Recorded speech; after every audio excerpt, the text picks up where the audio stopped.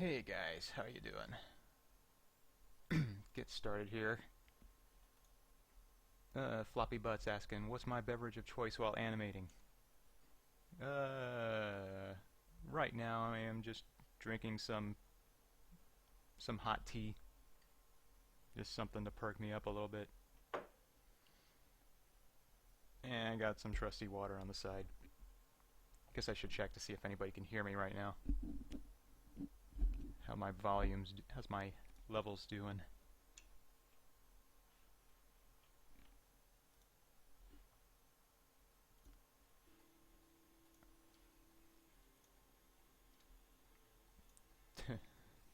Cool, thanks. So thanks for stopping in, guys. This is Jesse. We're doing another animation session, starting off where I left off last week with the blocking session, where I'll go over splining and a little bit of polish, and hopefully get it pretty well. This walk cycle looking pretty decent in a relatively short amount of time.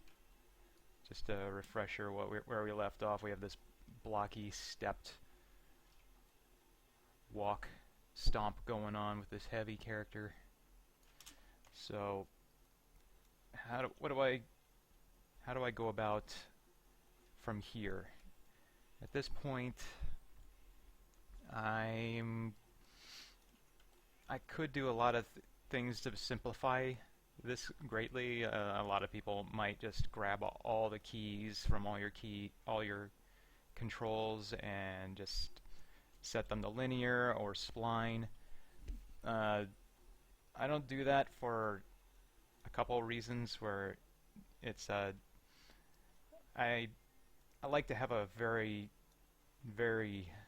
firm grasp on what the keys are doing at this stage of the game. If I just automatically set things to linear or spline by hitting 3 and I just push play, I mean, a lot of people might say, oh, that looks fine, but let me get this playing. But I can, and it does. It looks decent at this point in the game. A lot of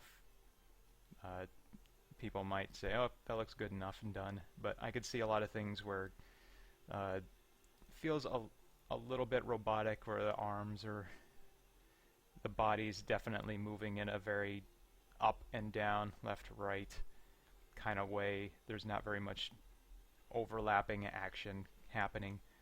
And the feet, if you look closely, there's a little bit of penetrating with the ground going on. It doesn't, the feet don't hit super hard. Like I want to get a super hard stomp and the toe just come flopping down afterwards. And for a lot of the body parts, you can probably just grab them all and just go to spline. But for the most important body parts, mostly the pelvis, where all the up and down, the main root, the feet in particular, I want to have a firm. I'm gonna go in by channel from like all the positions, your XYZ rotations, and do those pretty much one at a time, and take a look at what the curves are doing specifically. It doesn't take as long as it sounds like it could take, going in one by one, but most of them you're just splining and making sure there's not a lot of the splines aren't doing some weird overshooting that I don't necessarily want. Second, or also when I'm splining, I set the key mode to curve fit. Quick show what that does. Like if I set the key mode to spline, I don't know if this is the best example of it, and I hit I don't know if you can see that. If I insert the key by pressing M here, you can see the curves changed ever so slightly. If I undo and do it again, it's just a very slight change on the curves, and I don't like that Source Filmmaker does that. But if I go to Curve Fit and enter a key, oh, it's still going to do it. But it doesn't do it as much. It doesn't alter the shape of the curves as much, and it's turning me into a liar, turning me a big fat liar right here. But at least I don't see it altering the curve, the tangents and the flow of this curve as much as when it's set to spline. So I'm changing that to curve fit. But yeah, it essentially just fits the curve. So, okay, and when I'm doing this, going through one by one, I always start with the rig pelvis, the main body. And during this can be a little bit mindless and tedious, and I like to put on some tunes whenever I'm doing this because it's definitely helps you get into a rhythm. But I just start to I usually start with the up and down because that's typically the most important one, and I'm just going to just start grabbing these and spline, and it might be easiest just you can just really quickly spline them, but then I'm also going in and making sure there's not some overshooting going on like here, where I don't want this to be the top of the curve. I want this to be the top of the curve. So I'm going to grab this tangent and adjust it so that this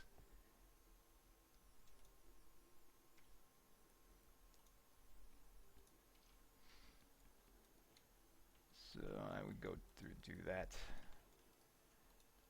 to all these, just setting, making sure my tangents are doing what I want, and I also want there to be a little bit harder of him to hit down here, so I might set another key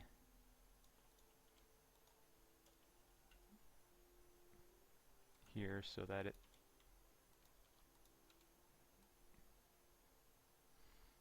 and also here on the down.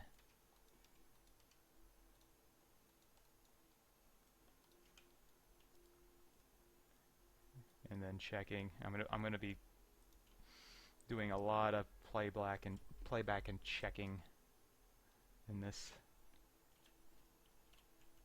part.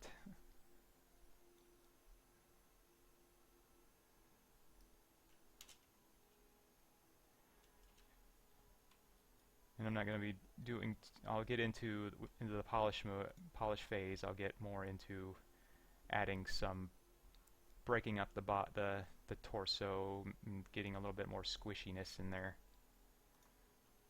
And this one, you can just pretty much just grab all the keys and hit 3 for spline. That's pretty easy because you get a nice sine curve here, down and up, and it's flowing pretty well.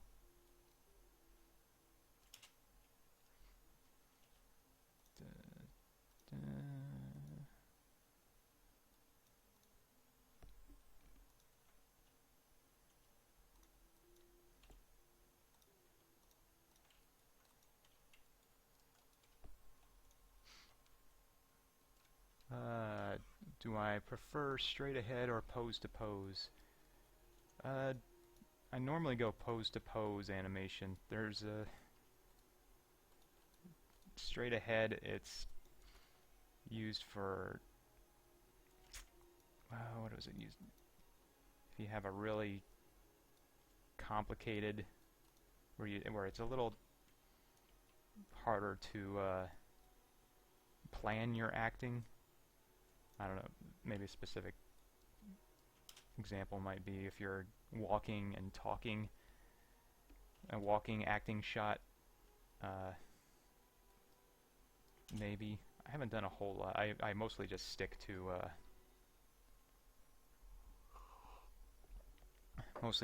pose to pose. Uh, no, I do not work for Valve and never have.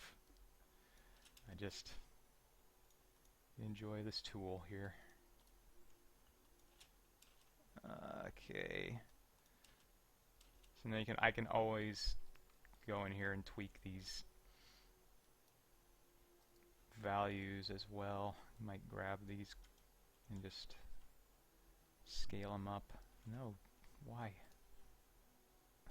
Fail.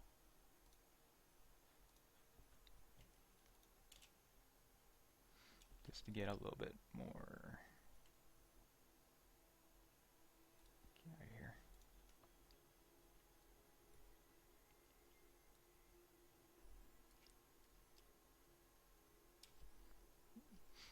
Yeah, in the comments, good point. Straight ahead is generally good for secondary action to materials, fabrics.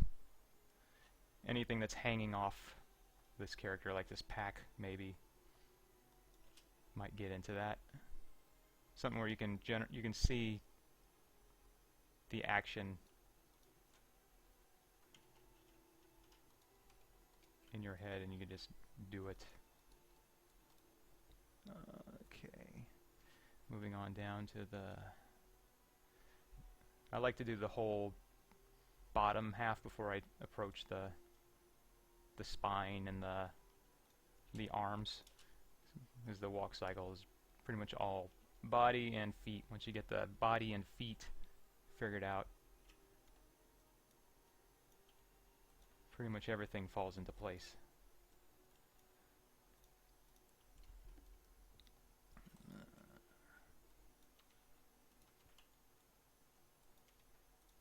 This doesn't look right.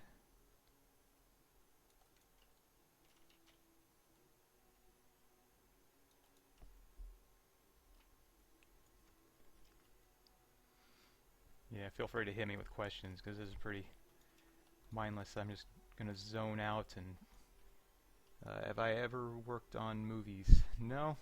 I've been in the games industry for pretty much my whole career.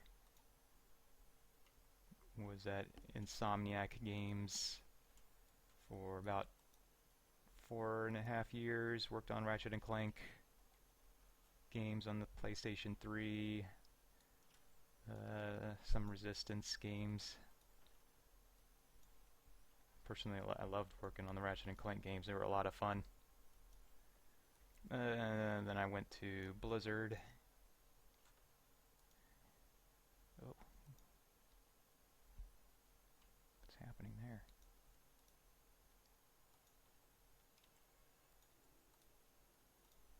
And now I'm currently at Riot Games.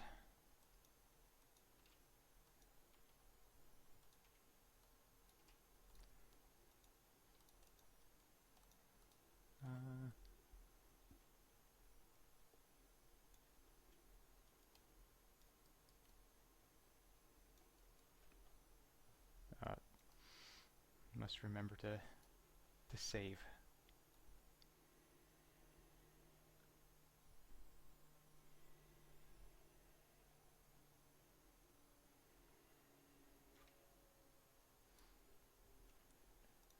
I might come back and forth to various body parts as I'm doing this, just to adjust. Because I might come back to the hips whenever I get the feet done, because there's some important once the feet are coming underneath the body, you would tend to notice the hips being pushed up. So we can animate that later once the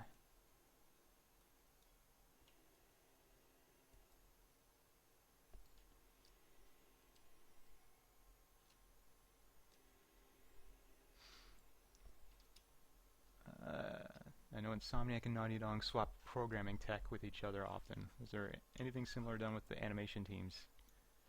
No, we stayed pretty much separate.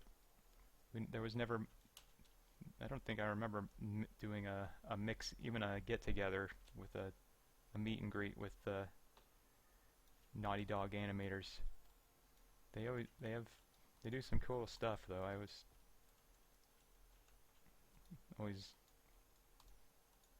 maybe it's a grass is always greener. I loved what I was doing at Insomniac, but always thought they were doing some cool stuff on like Uncharted, or always liked the Jack and Daxter stuff too, but had my fill on the, had my Ratchet and Clank stuff was pretty similar. Okay. So now I'm going to go on to this foot here, these feet.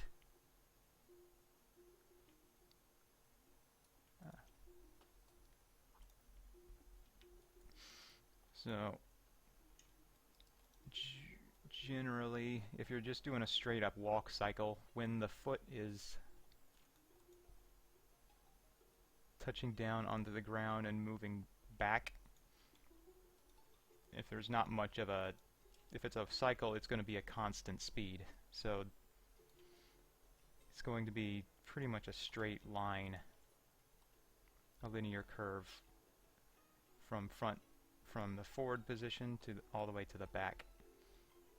It's a linear, this straight line, if it's straight, no keys in between it, that would designate, okay, it's moving at a constant speed.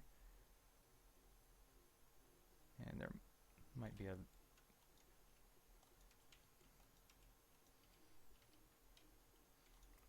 course, if it's not a walk cycle and you're animating a shot, there might be some speed breakup.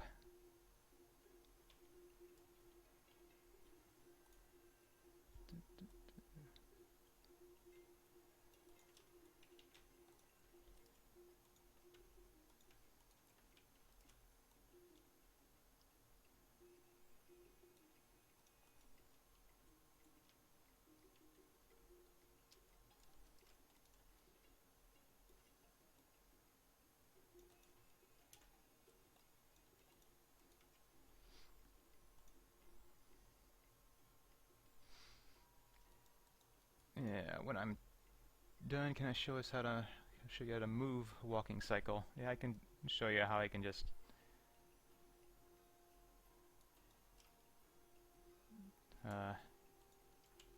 show you briefly how this one might be. You might move this one through space as opposed to it staying in position.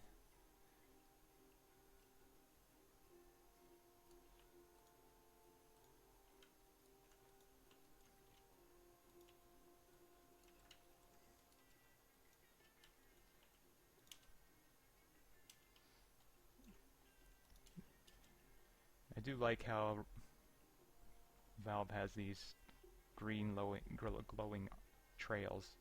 Makes it real easy to visualize what your object is doing.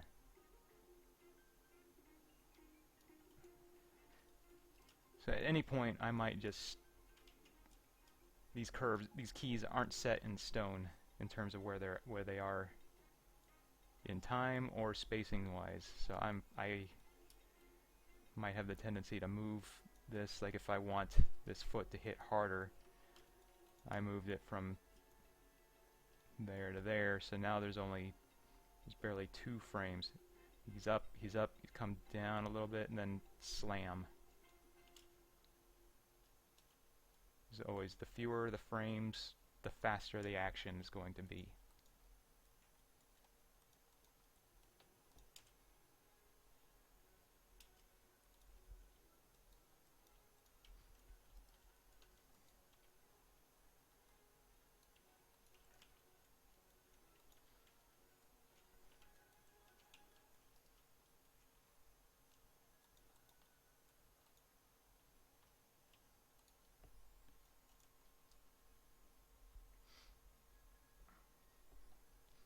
Yeah, I'm going to post, this will be posted up on the channel as well after I'm done here.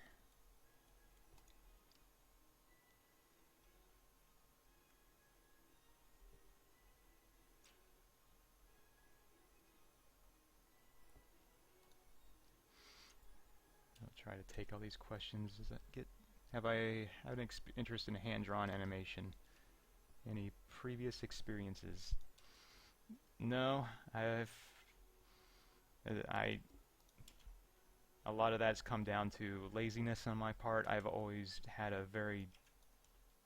been interested in learning how to do it, but boy, it takes some serious time and skills to get good with that stuff. I do wish earlier on in my career I'd had taken the time to learn how to do that, but it's never too late. I suppose it's just me taking time out of my schedule to do it. So this foot here, I'm going to so the toe's coming down pretty slowly. I want to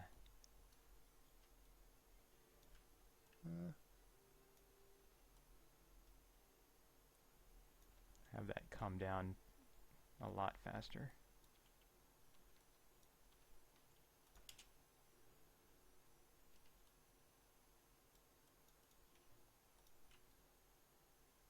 Like it's coming down and the toes come down in one frame.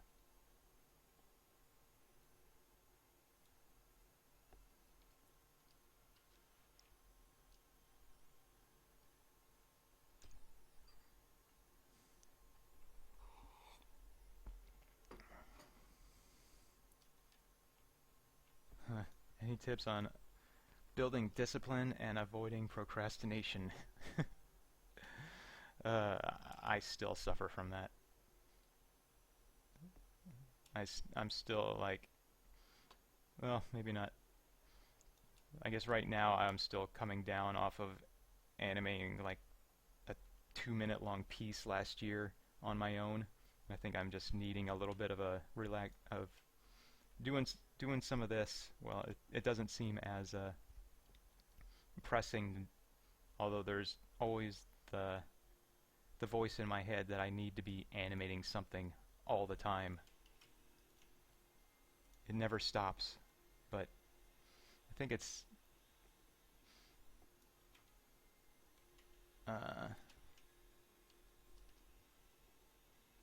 but yeah, I guess it's the drive of for me it's needing to be fulfilled creatively. If I wasn't getting it at work, or there was always the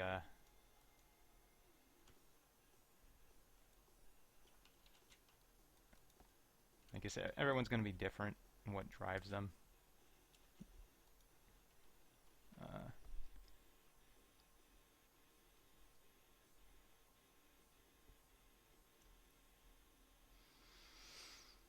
I'd like to hear your thoughts. When I animate, I tend to focus on body flow as I move from pose to pose. You say it's easier to create simple poses first, then go back and add that. Yeah, I definitely start with poses, and now I'm working on adding the body the flow, getting it gradually, layering it in. It doesn't all have to be pretty and flowy at this point in the game.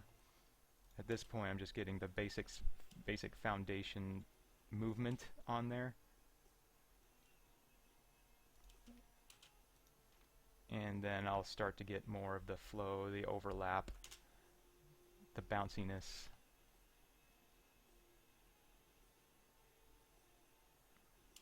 Okay,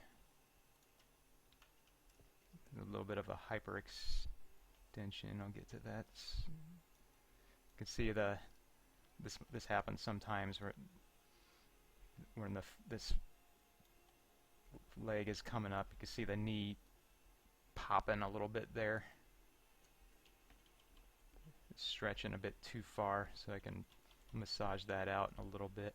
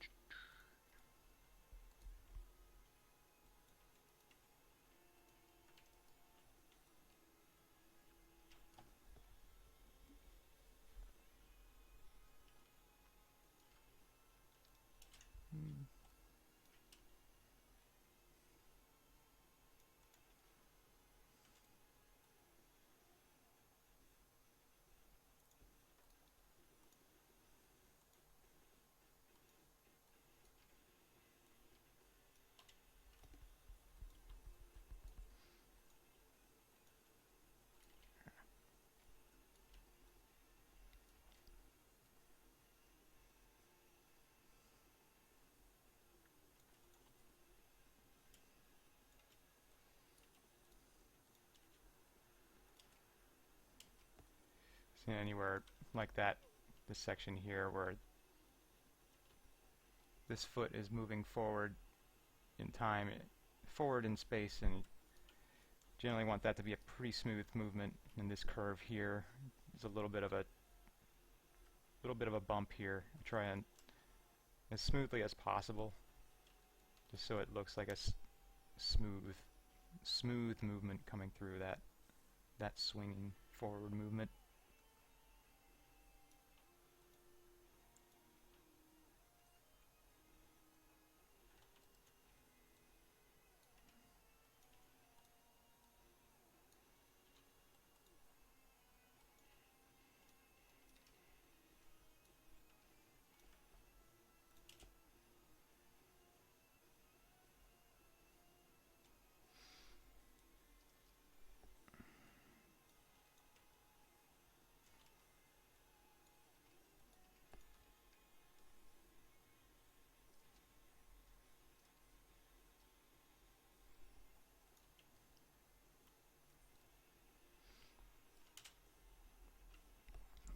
Is there a common thing with beginning animators that you see when or beginning animators in general? Let's see, that SFM animators should avoid. I see a lot of it's such a temptation to just want to dive in to character animation right away when you get this new program, this SFM, and everything is available to you. But there's, maybe it's the stuffy old animator in me being like, oh, you should pay your dues and do learn the animation the old-fashioned way, do your bouncing ball first before you even try to do character animation, especially acting, because it's super challenging and it can be demoralizing and frustrating to just jump right into character animation right away, especially when you don't know the basic principles of animation. And maybe that's the old-fashioned animation nerd in me being like, oh, you gotta learn your rules, because that way you can learn which rules to bend or break even, and know why you're bending and breaking them if you choose to. But definitely don't bite off more than you can chew, because it can get, when you're first starting out, it can get pretty intimidating.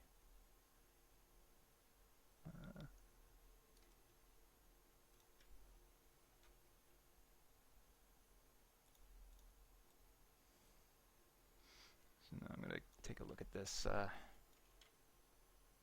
these overextensions on the legs here, adjust some of the, looks like it's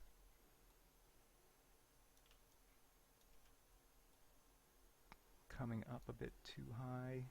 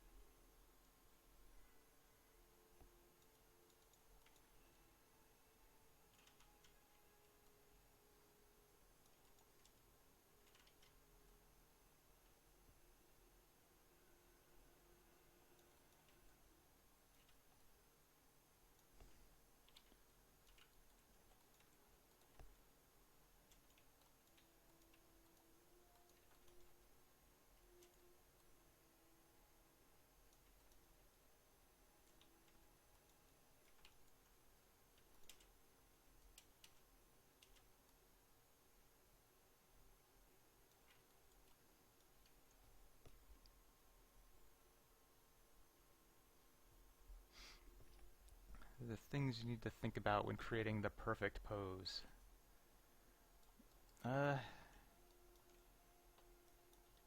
There's things to think about definitely whenever you're posing out balance, making sure the weight is distributed in a believable. It doesn't have to be completely on balance all the time, because there's a lot of there's a lot that's not balanced in nature, but and sometimes you want your character to look like it's off balance, but doing it in a way that is believable. It's like, oh, I believe that this character can hold this pose.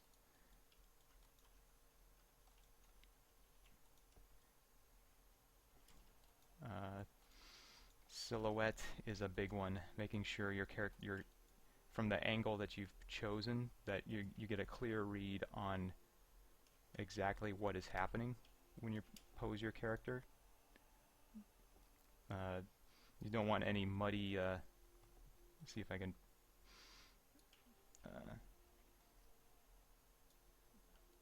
you want a clear read on arms, the face, from where your camera is where you placed your camera.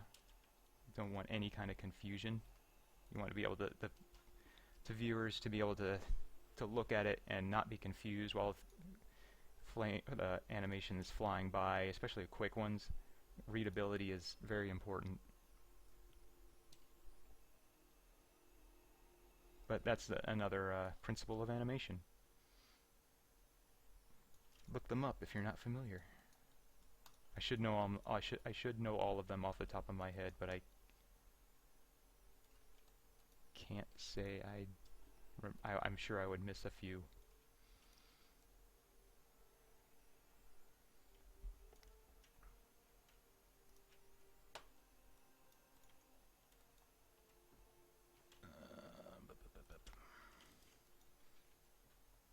Save.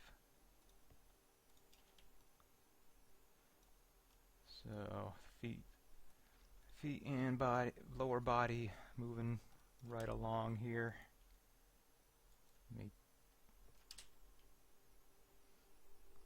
So now I can fly through. The spine is usually pretty easy when it's just rotating at this.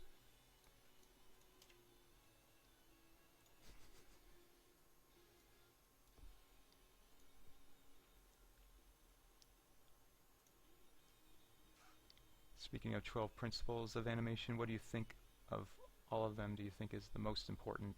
Yeah, all of them.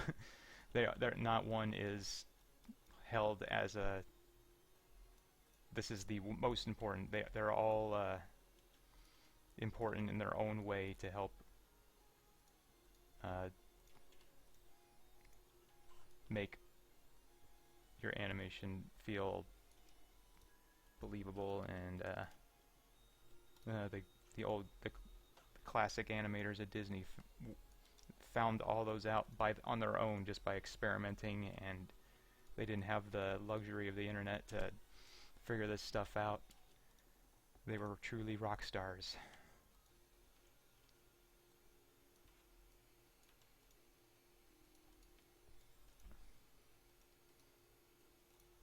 Let's see. Just flying through the spine here. Splining the spine.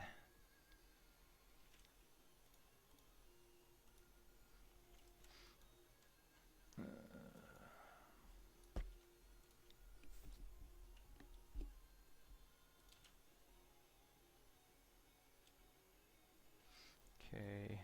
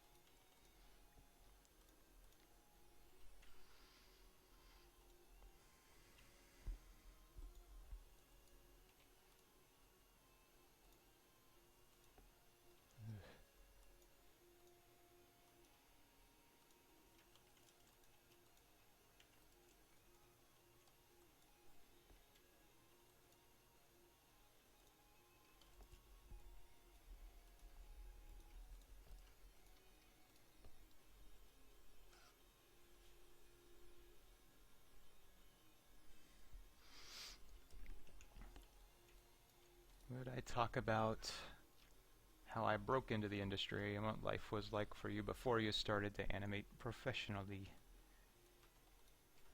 Sure. It's not terribly exciting. I was going to school at Noman in Hollywood, and this was, wow, over 10 years ago. They didn't have much of an animation program back then.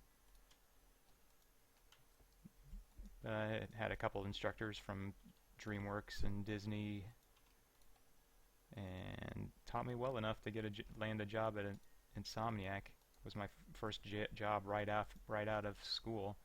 Well, first one I count. I did have a couple short-term gigs. I worked on some DVD menus and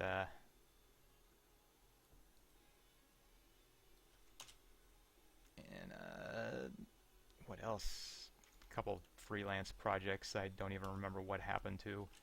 Don't think anything came of them.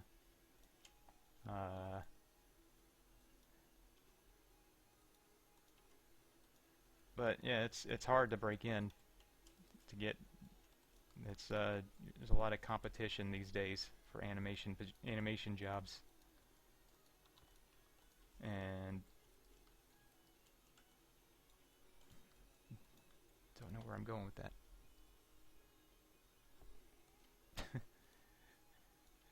Oh, Mega Man X is it's the bomb.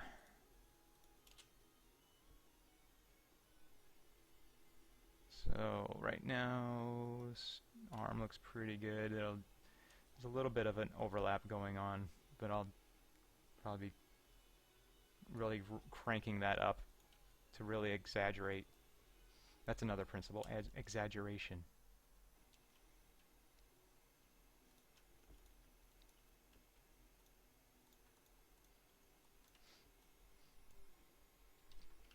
Yeah, I've got my video game music mix playing in the background. Didn't know it. I thought I had it cranked low enough so it wasn't playing too loudly.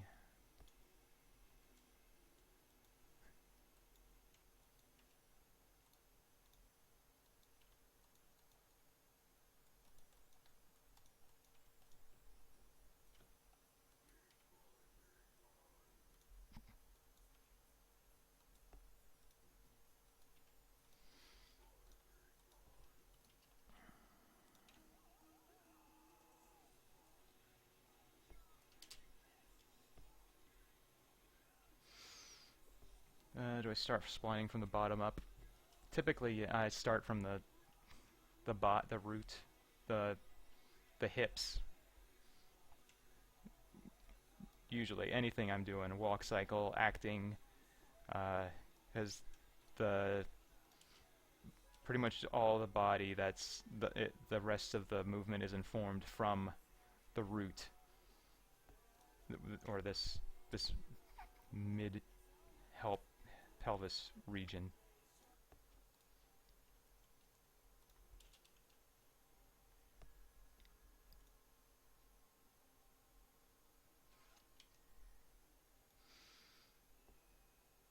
And then I would typically, if the feet are in the shot, if the feet aren't in the shot, I don't even animate the feet. That's another trick you can use if you're animating a shot and it's only from the from here up. Don't even animate those feet. If you're not going to ever see them, don't even worry about them.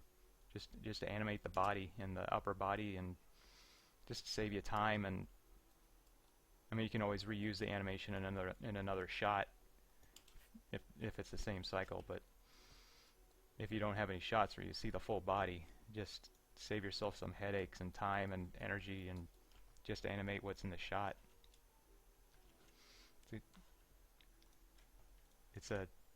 Sometimes it's a common sense thing, but sometimes a lot of people don't think of doing that. I know it took me a while to wrap my head around that.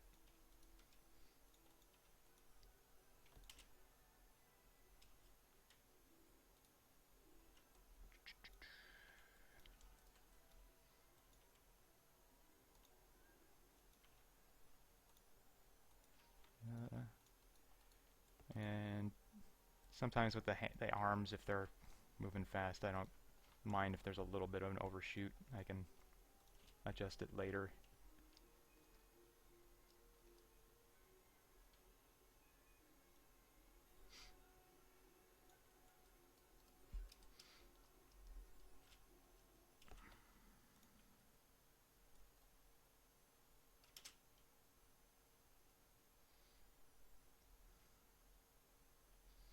Okay.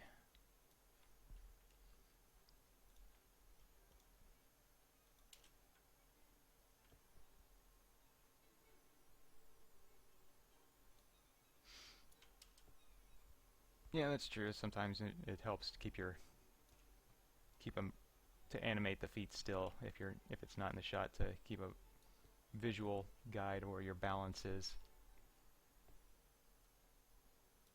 But up to the animator's discretion. You don't have to animate them fully for sure, but you can just place them in a few keys here and there.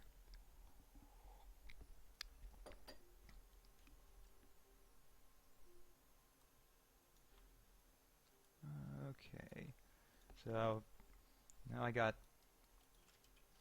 character pretty much fully splined out, and now I can move on to what it moves pretty good. A little bit robotic like now I can start breaking things up, and where it's going to help the most is definitely in the body and the head,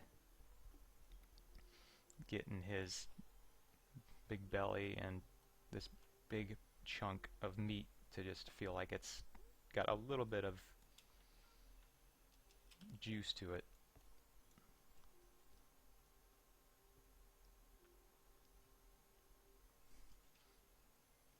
So, and of course I would probably start with the hips, or this one here.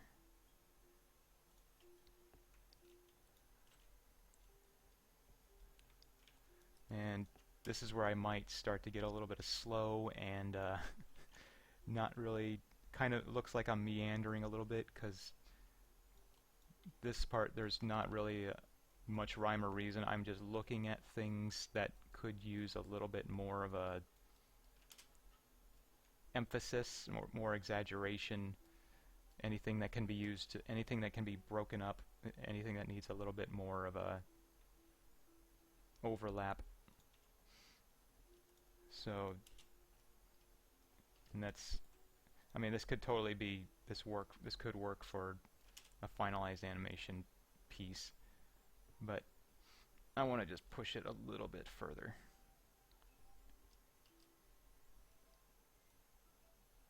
And this is also where the motion editor can come into play. So I might just be messing around here, not necessarily doing a whole lot visualizing wise. Should I?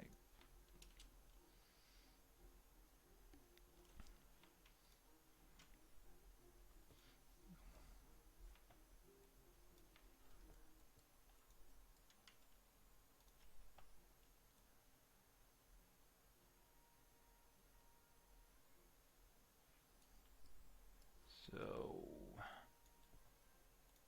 might take this spine here and just start breaking it up.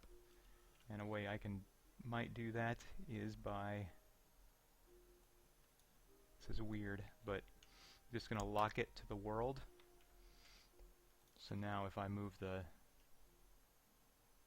pelvis, the upper body's not going to move at all.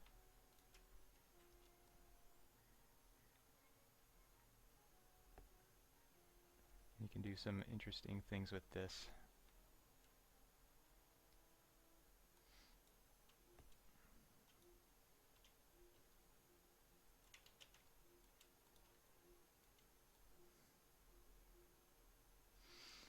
Because now if it's rooted, it's going to, before, it didn't have any keys. on the translates here. That's gonna make it. But now I'm gonna take the up and down one, which is position Z, and just gonna offset that one by a frame. And you can see there's might be a little tricky to see. I'll maybe zoom in a little bit so you can get a better look. But the body, this part and his main body are starting to not coming up and down at the same rate. There's a little bit of a offset from them. But I have to adjust my keys here a little bit.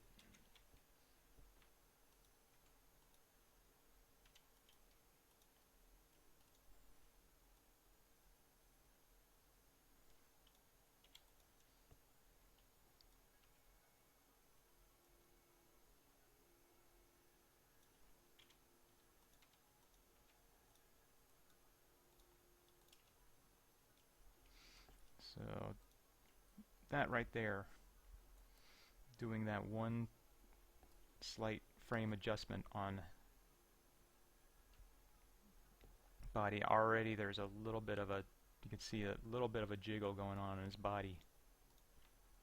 We can zoom in. No.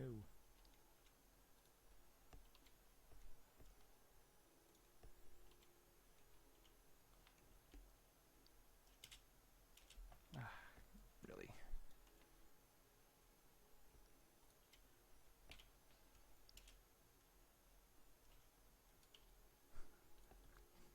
Sorry if I give you guys sorry if I give you some seizures from my erratic camera movements, but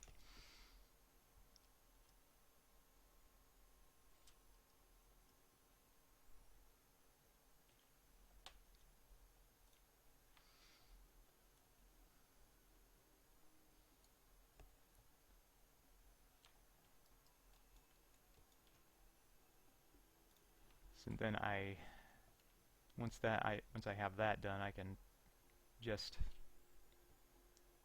unlock that, and then it goes back to normal. It'll follow the body. And then I might do the same thing for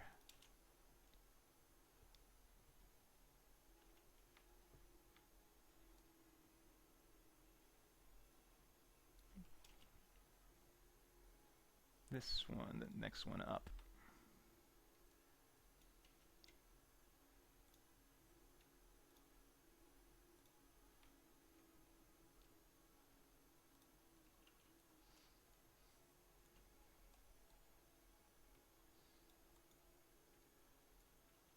Oops.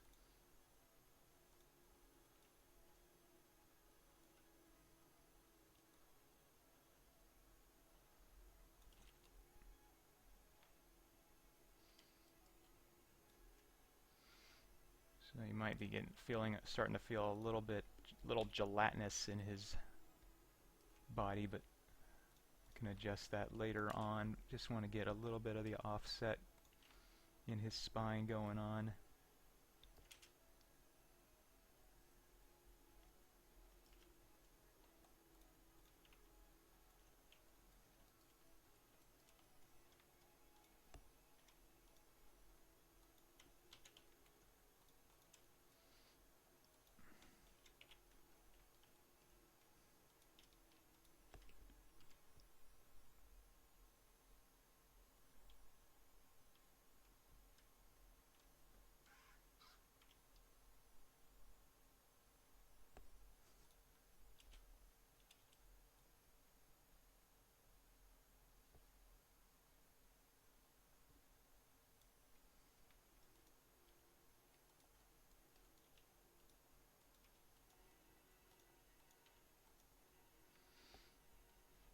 Also might help to have your offset mode on if you're messing around in the motion editor and graph editor back and forth.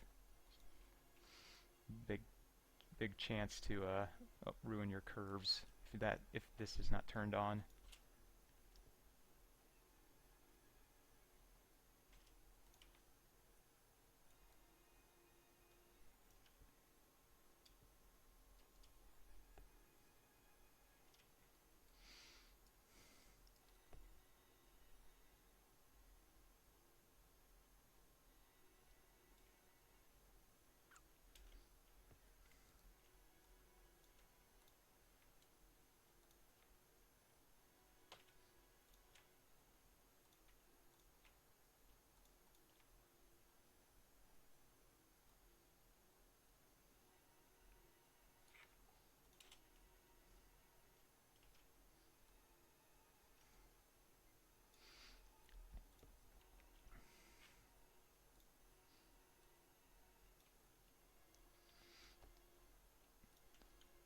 I also like to, when one of the upper bodies is pinned, I can add a lot more exaggeration to the upper body by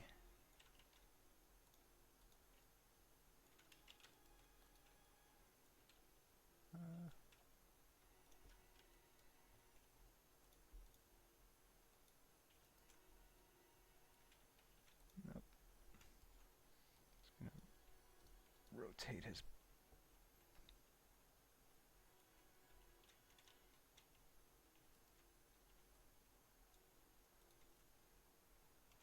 Just gonna scale up these curves so he's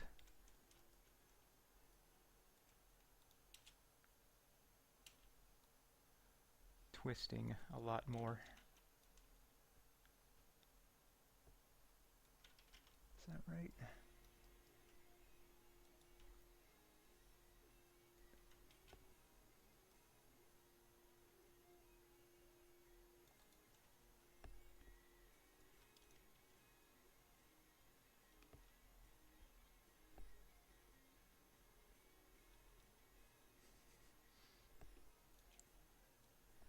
Oh man, do I like Super Metroid or Prime more?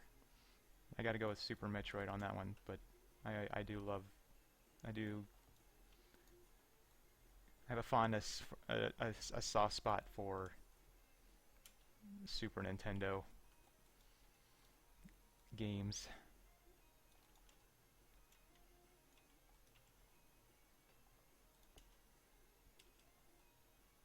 And that ranks up there with one of my favorite games of all time too, Super Metroid.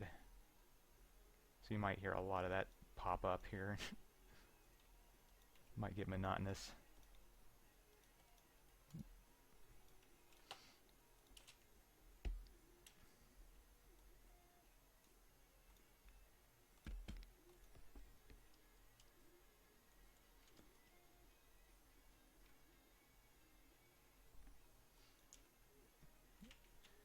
And I'm gonna push his with the spine, with that spine joint rooted. I can easily move around his pelvis and keep this, so I can push his body a little bit more over that over his foot, just ever so slightly.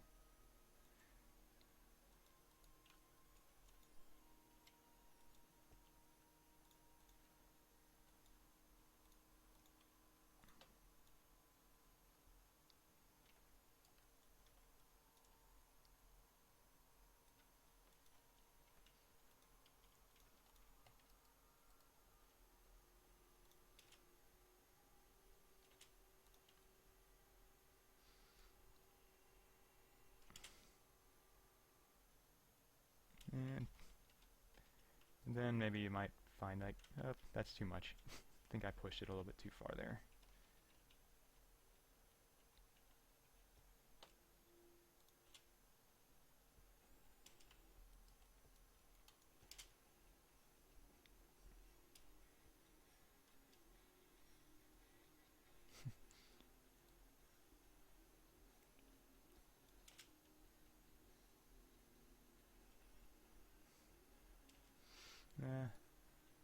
He's really feeling like Jello in his. He's feeling like a little bit like a slinky in his spine. So we can tone that down somewhat. Going into the, just gonna grab the one that's going up and down, the Z,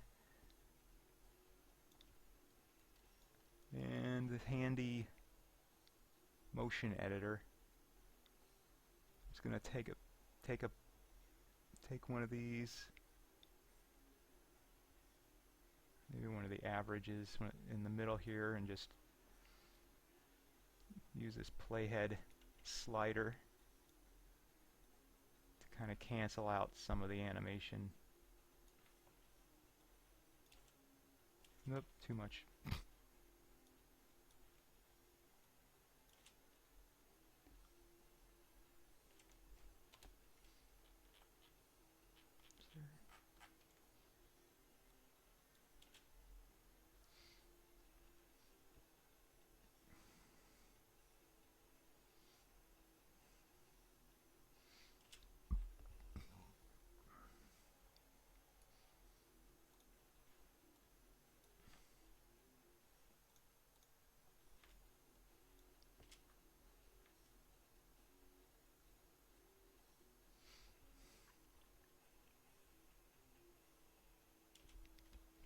So right now his head is pretty static,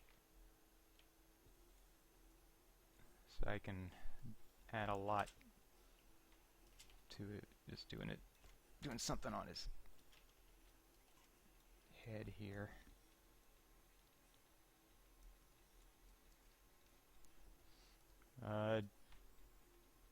Is there anything like that in Maya where I can lock the bones in SFM so easily? No.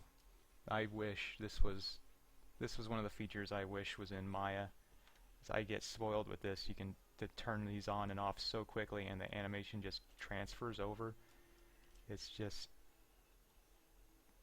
so easy to do cool stuff like this, where you get your overlap and so easily. And yeah, I don't know how we can. I mean, there are constraints and stuff in Maya, but it's not as simple.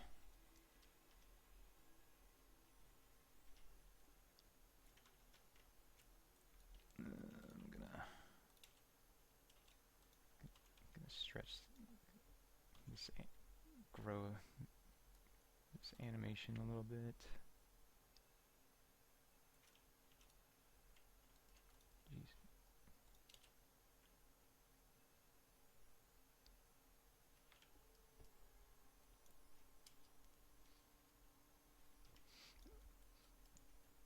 Jeez.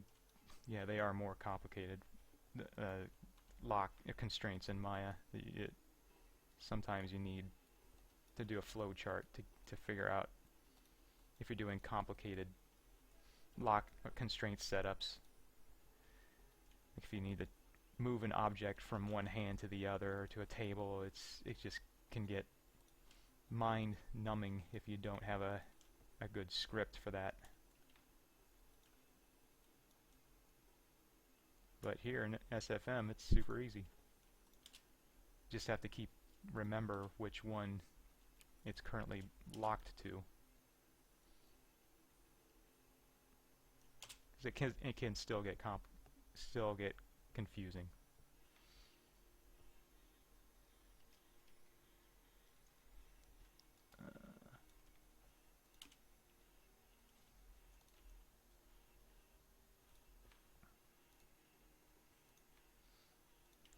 I'm gonna add more of a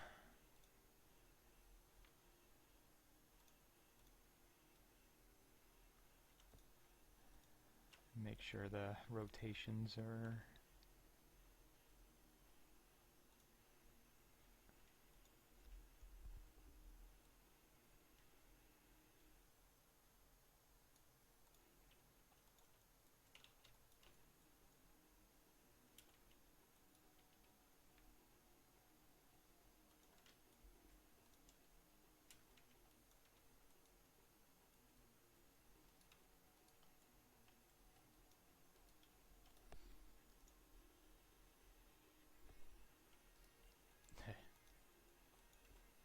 yeah, I still listen to this Steamage Metroid covers a lot, as you can tell. Need some new stuff, but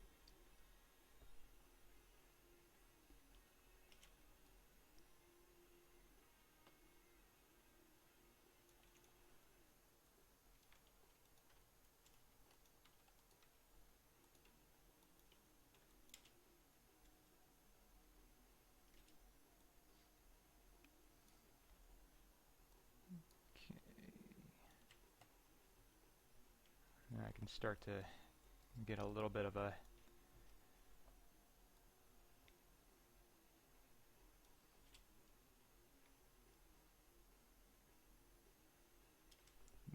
head.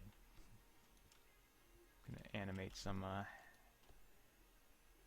head up and down rotation. This one you can pretty much do straight ahead. Just gonna have his head react to the body. His body goes down, his head might come up a little bit. Exaggerate it just for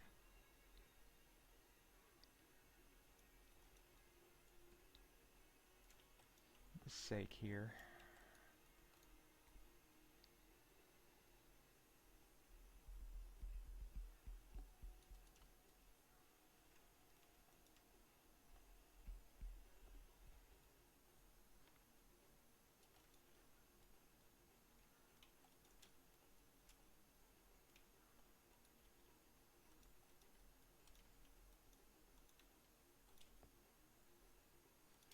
Might be a bit too much.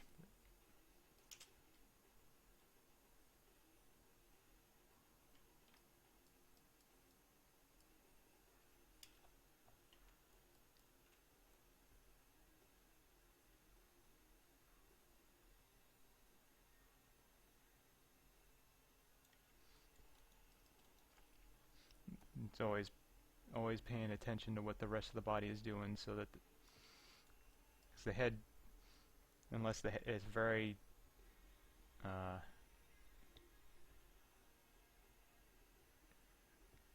unless it's deliberate, the head will react to what the body and the spine is doing generally. Unless you are deliberately moving your head. So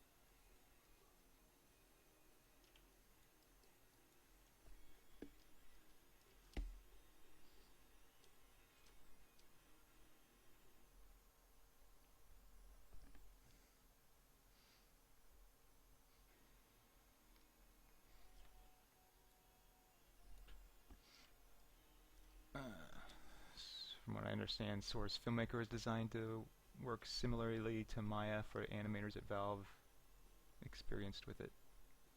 How simple, difficult is it to use Maya alongside SFM? There's enough differences for me to be, especially at first when I was just learning Source Filmmaker, I kept wanting to do things that I was doing in Maya. And now I'm kind of the opposite. I've worked so much in SFM. I miss things that when I'm in Maya now. The locks, going back to the locks, and some of the features with the motion editor. But I do miss in Maya. You can easily get scripts to make your workflow go faster and easier. And it's so nice and all to be able to select the joints like this. Sometimes I like having a graphic interface where I can just pick the joints and not have to make them visible. I like a clean workspace in which you can do that in Maya. Maya's very customizable. And unless I've missed something about Source Filmmaker where you can do all kinds of customizable things like create a picker or get scripts that allow you to just make your workflow that much easier.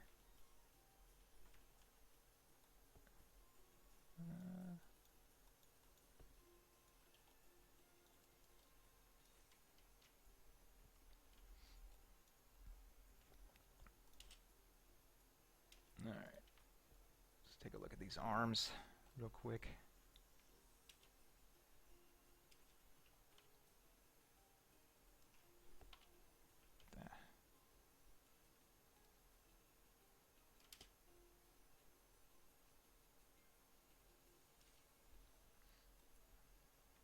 Just watching where his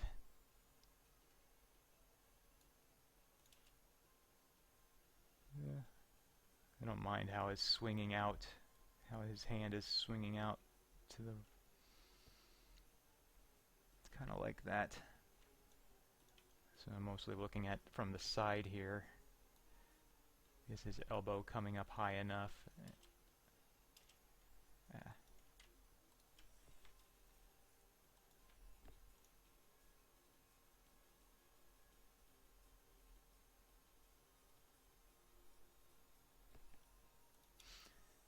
Yeah, I haven't figured out exactly what I'm going to do after this streaming wise, but I definitely want to get to the point where I can do where I'm going to do some something a little bit more advanced, be it acting or an action shot. Probably hopefully get to all that. Won't be as complicated as probably be a really short, for my own sanity, really short pieces.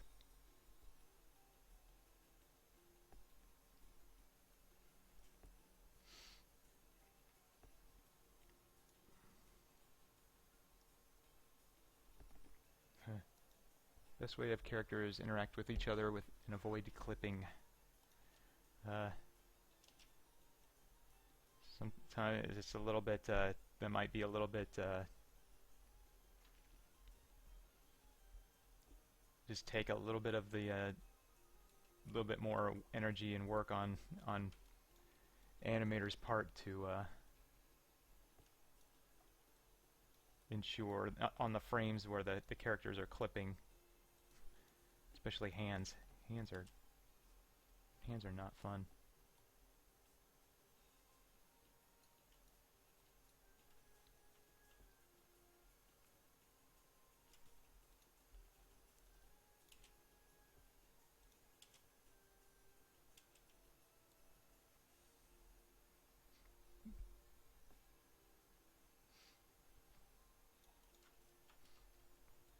But yeah, the contact is that contacting goes a long way to sell weight and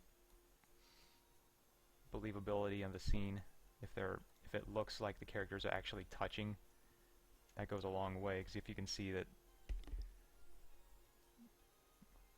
the contact points slipping or kind of clipping into one another, it can take you right out and remove that what we call the train of thought is losing me.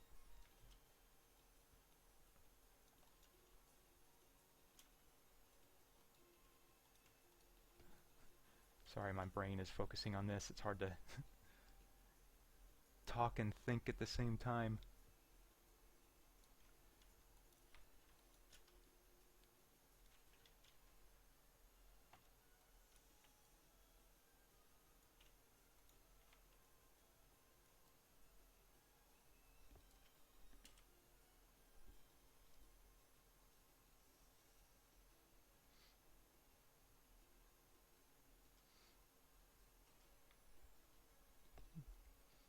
Yeah, suspension of disbelief. That's what I was looking for. That's the phrase I was looking for.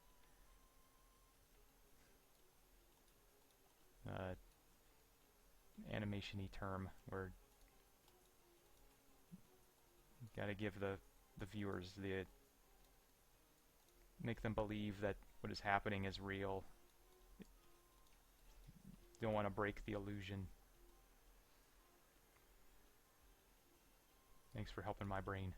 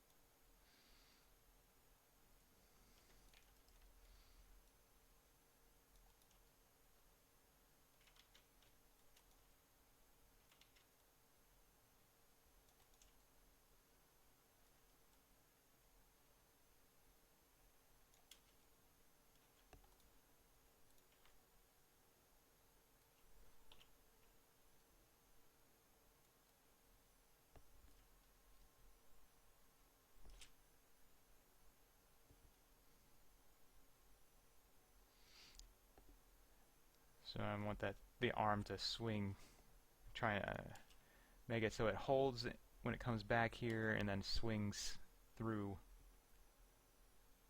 a little quicker. Can probably even push that even further, but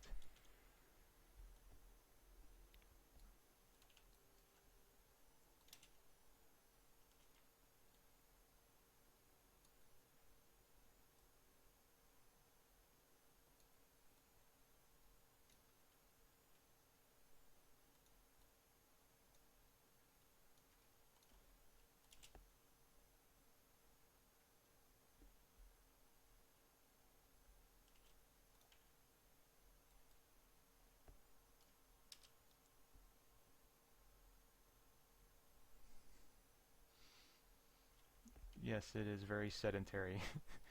Sit on my desk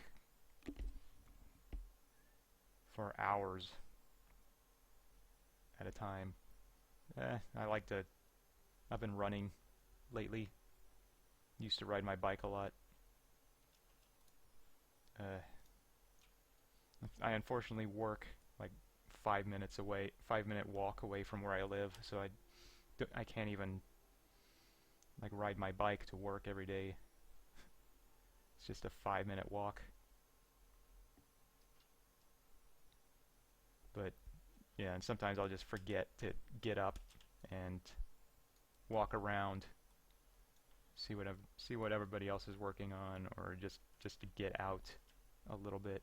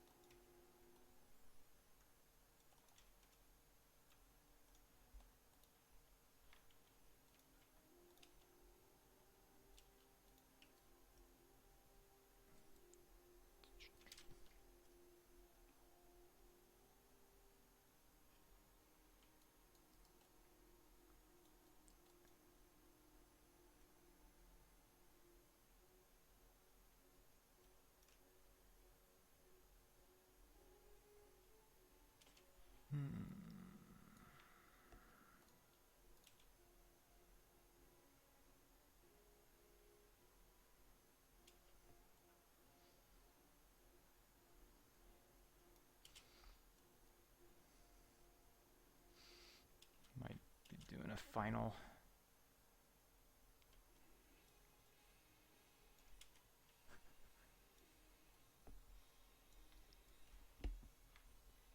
Look around here, seeing what all they've. Yeah. I want to make sure nothing is hitting a wall. Nothing that looks like it should. Like this, his left hand here looks like there's a bit of a.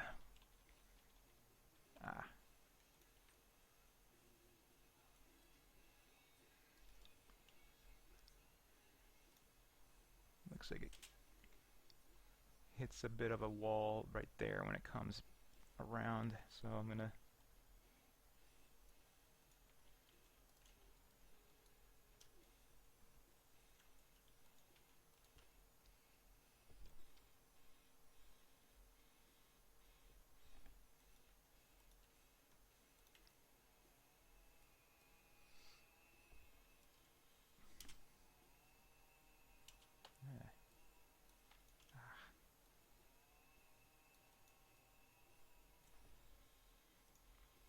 when did I realize I wanted to be an animator? Probably not till I was in school. Actually, when I was going to school when I applied at Noman just to learn 3D like modeling, everything. I was just doing everything, I guess school to be a generalist where you pretty much know everything, and I just, after taking a couple animation classes, just decided I was having more fun animating than I was as a modeler or concept artist or anything else, or a technical TD. This is just more fun, and it looks like you're playing all day when you're.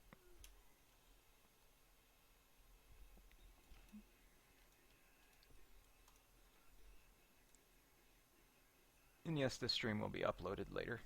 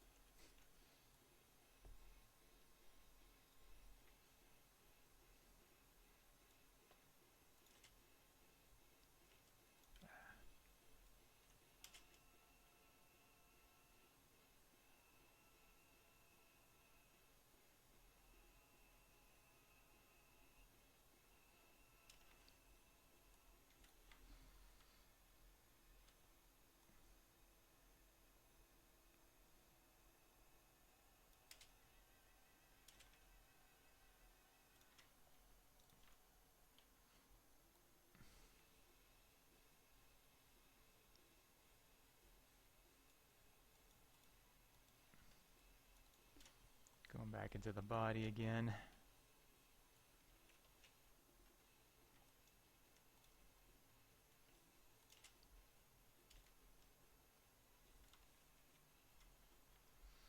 And I might, let's see. And again, I'm just flying by the seat of my pants here. Just do a constrain the head.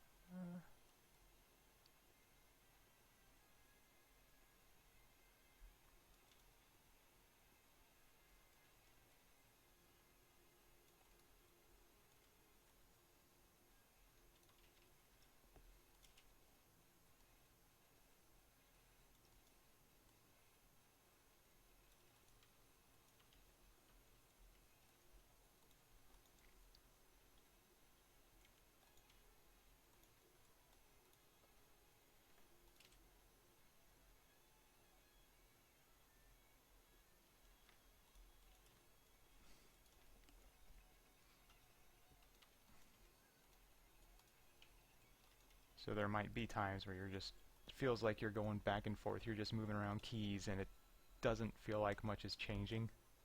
That's, especially at this point in the game. Getting that last 10% is the hardest part.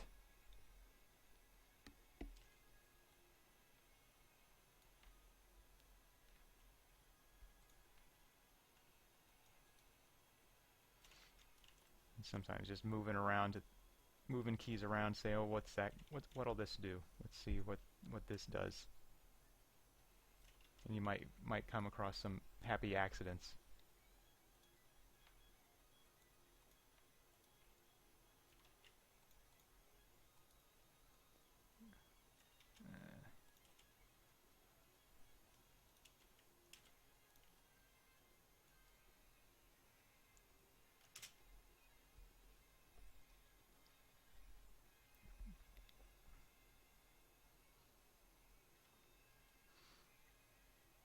But let's see here.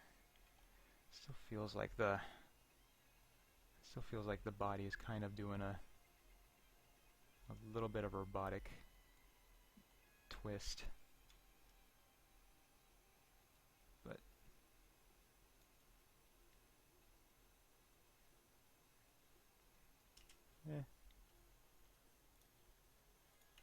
let's see what the feet are doing real quick.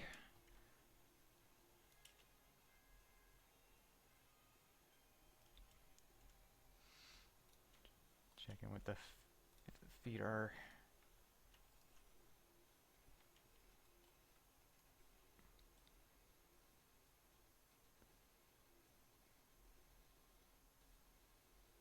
does it look like they are making contact appropriately.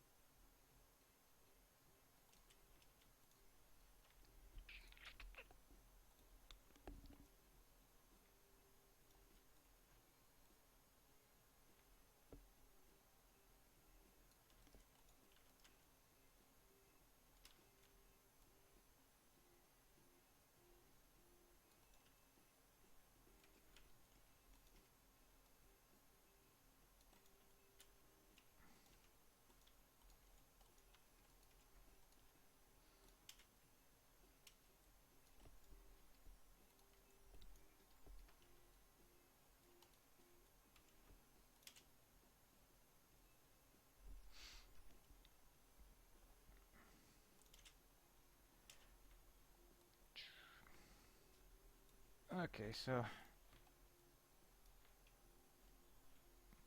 now that this looks pretty good for a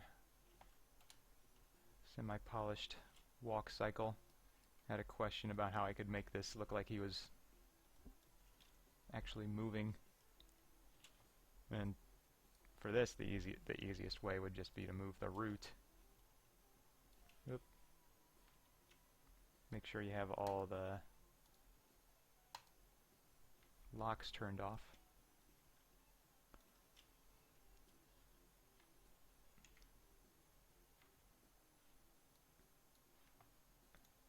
Now, I don't know if this is helpful or not, but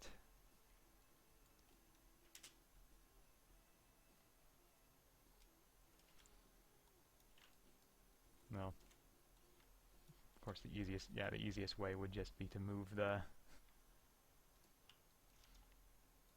root. You move it linearly and just match. Slow it down until it looks like his feet aren't sliding.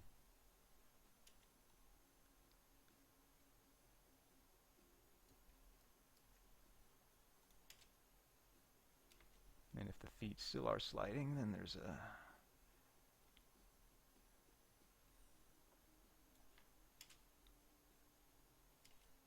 little bit of a hitch in the feet here we can adjust. This right foot looks like it's still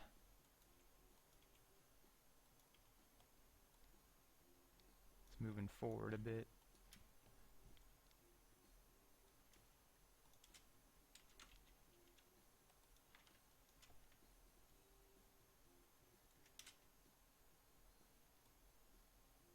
So you just adjust until it looks like his foot is planted.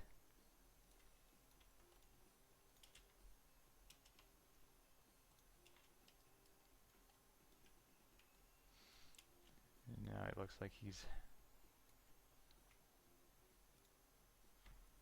if I can even extend this out.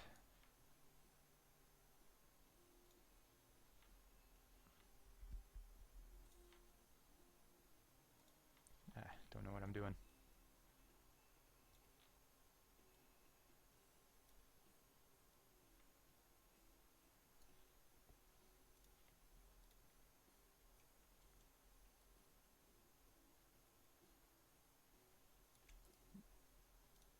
Copy that.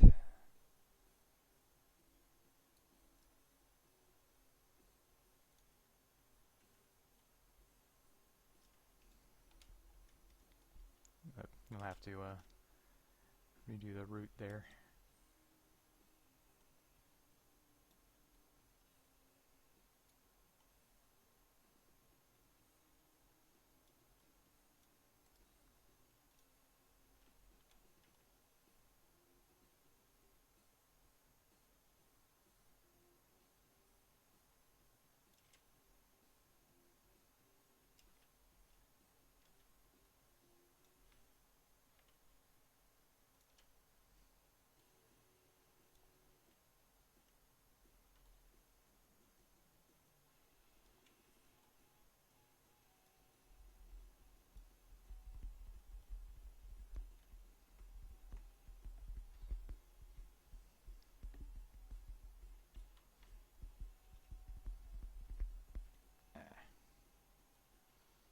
Just gonna wipe this.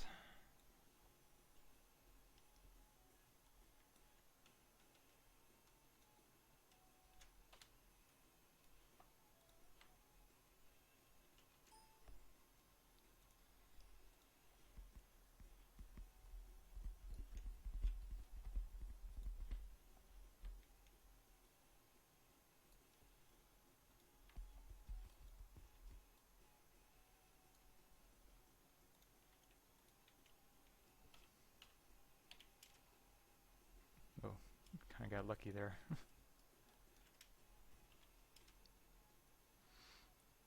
So looks like there's a little bit of a hitch on this foot. Oh, I probably messed up the cycle a little bit. It's a little bit of a popping going on, I think. Yeah. Messed it up. But you guys get the yeah, you might get the idea.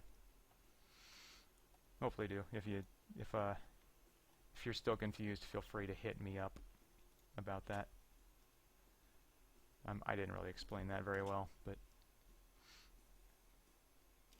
just and there it gets a little more complicated when you want to move the body off of the root doing this.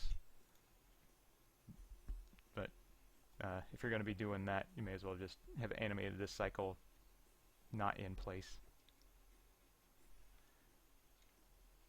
But let's see here. Let's go back to where we were before.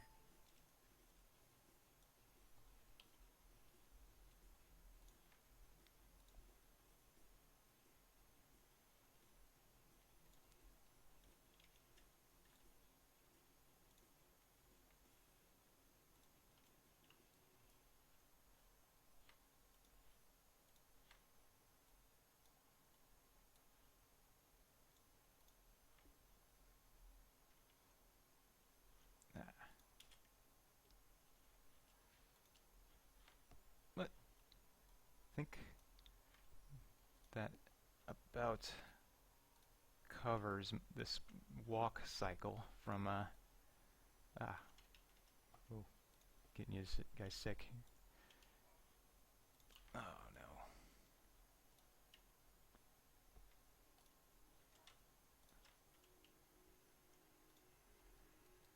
But just let this play here for a little. I'm losing it. I must be tired. Just to let this play here for a little bit. Just let it finalize. Walk cycle, which, truth be told, I probably could have just kept working on this for another hour or so, of course, and find new stuff to polish. But lots of people probably wouldn't notice a lot of differences between the different versions from here on out. But yeah, there you go. Hopefully this was helpful, and feel free to hit me up with any questions. I'll plan to do another stream in the near future. I'm not sure when that will be. Hopefully not too soon. Once I figure out what my plan is, do something a little bit more complicated than a walk cycle. So hopefully you guys found this helpful, and feel free to get in touch with me through Twitter or through this channel, and we'll talk to you soon. Thanks, guys.